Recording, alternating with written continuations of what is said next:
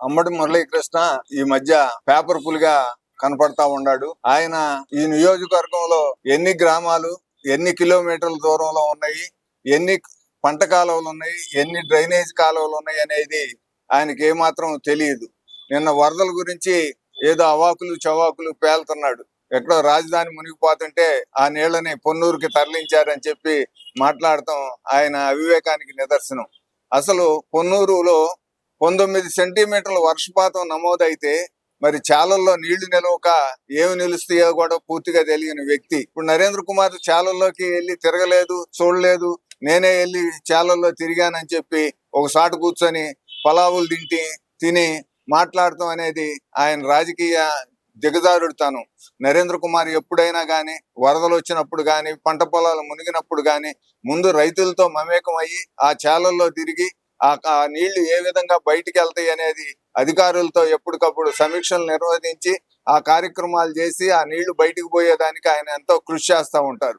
అలాంటి నరేంద్ర కుమార్ గురించి నువ్వు అవాకులు చవాకులు పేలితే ఈ పొన్నూరు నియోజకవర్గ ప్రజలు నిన్ను క్షమించరు. నువ్వేదో నరేంద్ర కుమార్ ఇంట్లో కూర్చొని కుటుంబ వ్యవహారాలు చూసుకుంటున్నాడని మాట్లాడుతున్నావు. అసలు కుటుంబమే లేనాడు నువ్వు. నీకు కుటుంబాల గురించి ఏం తెలుసు? అసలు కుటుంబం అనేది నీకుంటే కదా నువ్వు ఇంకొకరు కుటుంబాల గురించి తెలిసే మాట్లాడేది.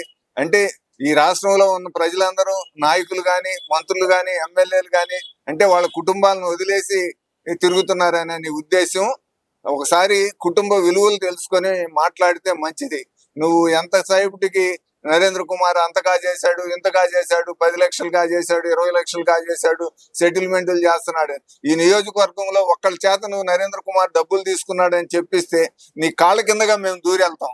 ఊరక అవాకులు చవాకులు పేలటం కాదు. అంబటి మురళి, ముందు నువ్వు నిజాయితీగా ఏమి మాట్లాడుతున్నావు అనేది తెలుసుకొని మాట్లాడు. అసలు నీకు ఇంగిత జ్ఞానం అనేది లేదు. అసలు నువ్వు ఎవడో రాసిచ్చింది పట్టుకుంటావు, అది పెట్టుకొని మాట్లాడతావు. గతంలో ఒకసారి ఇలాగే నరేంద్ర గారి తమ్ముడు రవికుమారు భూ కబ్జాలు చేశాడు, అవి చేశాడు, చేబ్రోల్లో మద్దతు చేశాడు అని చెప్పి అవాకులు చవాకులు పేలేవు. అసలు రవికుమార్ సరిపోయి ఎన్ని సంవత్సరాలు అయిందో కూడా నీకు తెలియదు.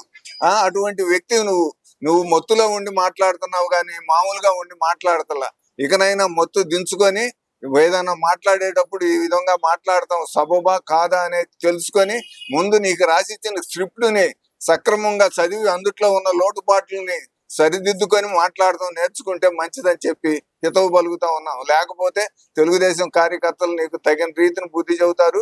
ఈ నియోజకవర్గంలో ఏ గల్లీ ఎక్కడున్నదో, ఏ గల్లీలో ఏ కార్యకర్త ఉన్నాడో, ఏ ఊర్లో ఏ వార్డులో ఏ రోడ్డు ఎక్కడ ఉన్నదో ఇవన్నీ తెలిసిన వ్యక్తి నరేంద్ర కుమార్ గారు.